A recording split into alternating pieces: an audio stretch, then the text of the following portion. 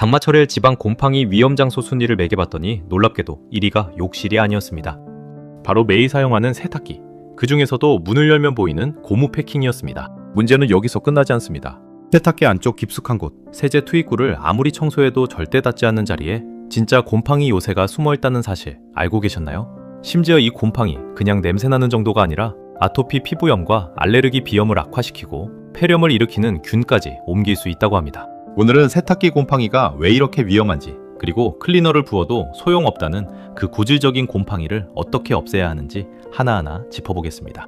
먼저 세탁기에 곰팡이가 생기는 이유부터 알아보겠습니다. 세탁기 외부는 곰팡이가 좋아하는 조건을 거의 완벽하게 갖추고 있습니다. 온도 20도에서 30도 사이, 그리고 높은 습도. 세탁이 끝난 뒤에도 세탁조 안에는 물기가 남아있고 여기에 세제 찌꺼기와 섬유 유연제, 옷에서 떨어진 먼지와 각질까지 뒤섞입니다. 특히 요즘 많이 쓰는 드럼 세탁기는 문 앞에 있는 고무 패킹, 이른바 게스킷 구조 때문에 문제가 더 커집니다. 물 사용량은 적지만 문을 닫아두면 그 안에 습기가 오래 갇혀서 곰팡이가 번식하기 더 좋은 환경이 만들어지는 겁니다. 세탁이 끝나고 문을 바로 닫아버리는 습관, 사실 곰팡이한테는 최고의 선물인 셈입니다. 통돌이 세탁기라고 안심할 수 있는 건 아닙니다. 세탁조와 거통 사이의 좁은 틈, 그리고 이물질을 걸러주는 거름망 주변에도 물기와 섬유먼지가 계속 쌓이는데 이 부분 역시 눈에 잘 띄지 않다 보니 관리가 소홀해지기 쉽습니다. 실제로 장마철 지방 곰팡이 위험 장소를 조사한 결과에서도 이런 경향이 그대로 드러났습니다. 사람들이 흔히 곰팡이 하면 떠올리는 욕실이나 에어컨보다 매일 무심코 사용하는 세탁기 고무 패킹이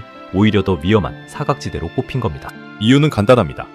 욕실은 청소할 때마다 눈으로 확인하지만 세탁기 내부는 문을 닫아버리면 안이 어떻게 되어 있는지 좀처럼 들여다보지 않기 때문입니다.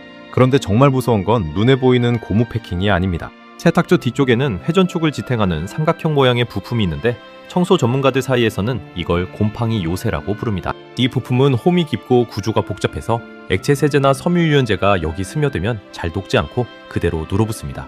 특히 찬물 세탁을 자주 하거나 액체 세제를 많이 쓰는 경우 녹지 않은 세제 찌꺼기가 수분과 곰팡이를 만나 돌처럼 딱딱한 석회질 덩어리로 변합니다. 문제는 이 덩어리가 세균을 고열로부터 보호하는 방패 역할까지 한다는 겁니다.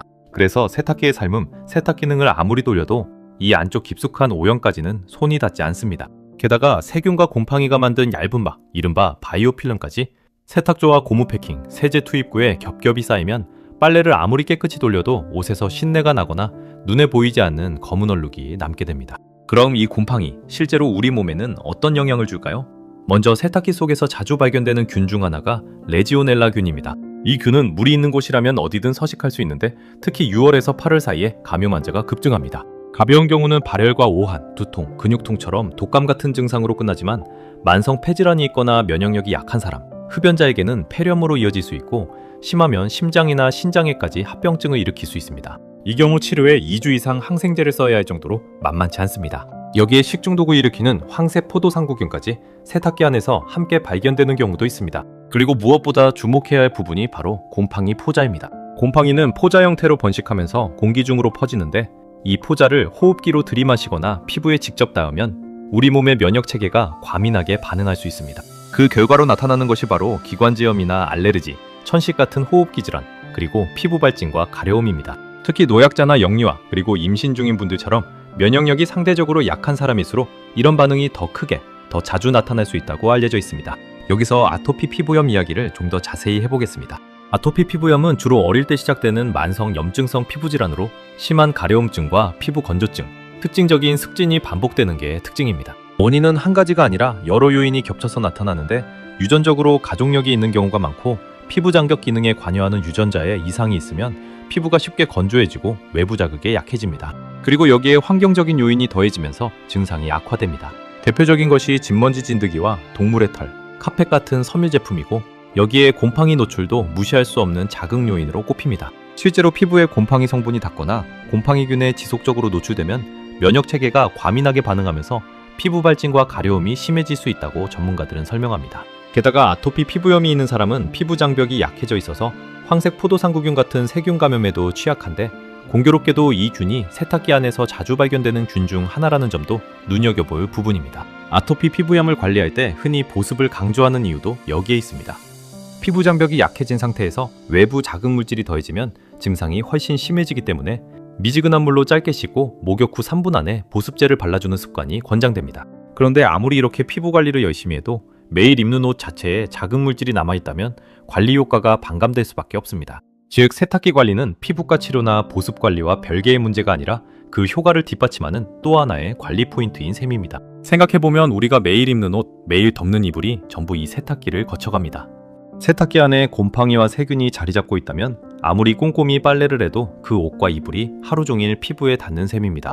특히 아토피가 있는 아이를 키우는 집이거나 영유아가 있는 집이라면 세탁기 관리가 단순한 청소 이상의 의미를 가질 수밖에 없습니다. 그럼 이제 실제로 세탁기 곰팡이를 어떻게 없애야 하는지 알아보겠습니다. 먼저 오염 정도에 따라 방법이 달라집니다. 가볍게 얼룩이 진 정도라면 70도 정도의 뜨거운 물과 과탄산소다를 1대2 비율로 섞어서 반죽처럼 만든 다음 오염된 부분에 발라 30분 정도 그대로 둡니다.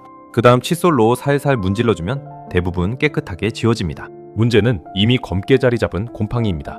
이 경우엔 락스나 전용 곰팡이 제거제를 사용하는데 키친타올을 길게 말아서 고무 패킹 틈 사이에 끼워 넣고 락스가 충분히 스며들도록 적셔준 다음 1시간에서 2시간 정도 그대로 방치하는 방법이 효과적입니다. 여기서 꼭 지켜야 할 안전수칙이 있습니다. 락스 같은 염소계 세제는 산성세제나 식초, 뜨거운 물과 절대 함께 섞으면 안 됩니다. 유해가스가 발생할 수 있기 때문입니다. 작업할 때는 반드시 마스크를 착용하고 환기를 충분히 시켜주시기 바랍니다. 다만 이렇게 눈에 보이는 부분을 아무리 열심히 닦아도 해결되지 않는 오염이 있습니다. 바로 앞서 말씀드린 세탁조 뒤쪽 깊숙한 부품 주변입니다. 여기는 시중에 파는 세탁조 클리너를 아무리 부어도 물리적으로 닿지 않는 자리라서 근본적으로 없애려면 세탁기를 완전히 분해해서 청소하는 방법밖에 없습니다.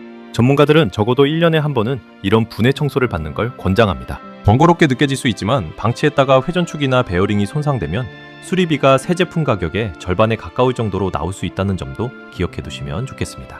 여기에 하나 더, 실내 습도 자체를 관리하는 것도 중요합니다. 습도가 40에서 60% 정도로 유지되면 곰팡이가 번식하기 훨씬 어려워지기 때문에 장마철처럼 습도가 높은 시기에는 제습기나 에어컨의 제습 기능을 활용해서 집안 전체 습도를 낮춰주는 것도 세탁기 관리 못지않게 도움이 됩니다. 물론 이런 큰 청소를 매번 할 수는 없으니 평소 관리가 훨씬 중요합니다. 세탁조 전용 클리너나 통세척 코스는 한 달에 한 번 정도가 기본이고 가족 수가 많거나 빨래량이 많은 집, 반려동물을 키우는 집이라면 2주에서 3주에 한 번으로 주기를 앞당기는 게 좋습니다. 그리고 세탁이 끝나면 곧바로 문을 닫지 말고 세제 투입구와 함께 활짝 열어서 내부를 충분히 말려주는 것.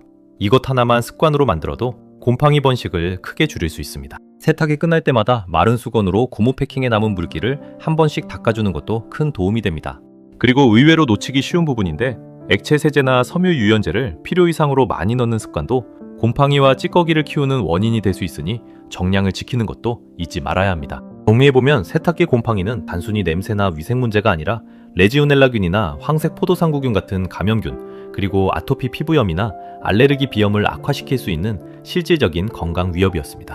오늘 알려드린 대로 세탁 후 문 열어두기, 정기적인 통세척, 그리고 1년에 한 번 정도의 분해 청소까지 챙기신다면 매일 입는 옷과 이불을 훨씬 더 안심하고 사용하실 수 있을 겁니다. 오늘부터 세탁기 문 활짝 열어두시는 것 잊지 마세요.